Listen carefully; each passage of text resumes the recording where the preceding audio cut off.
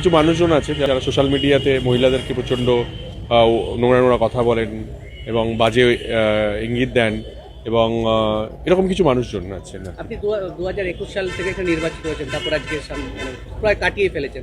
এরকম আপনার ব্যক্তিগতভাবে কোনো এফআইআর আমরা করতে দেখিনি, মানে মানে এটা কি ব্যক্তিগত আক্রমণ? অবভিয়াসলি ব্যক্তিগত আক্রমণ আর কি, এবং এই ব্যক্তিগত আক্রমণটা কিছু পলিটিক্যালি ইনফ্লুয়েন্স আর কি।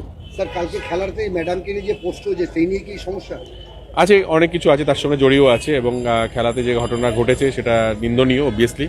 তারপরে শুভশ্রীকে নিয়ে যে কথাগুলো যারা বলেছেন একটা লেভেল অবধি নেওয়া যায়, তারপরে আর নেওয়া যায় না। যারা যারা এই ধরনের মানে একজন নারীকে যেভাবে কুৎসা এবং নোংরা ইঙ্গিত এবং তার শারীরিক গঠন, তার পরিবার, তার বাচ্চা কাচ্চা নিয়ে যারা এগুলো করছে, আমি তাদেরকে সবাইকে চিহ্নিত করে আমি তাদের এগেনস্টে আমি স্টেপ নেব। নিজের সমাজ মাধ্যমে লিখেছেন, আজকে সমাজ মাধ্যমে লিখেছেন, মানে হ্যাঁ লিখেছি আর কি, এটা লিখতে বাধ্য হয়েছি।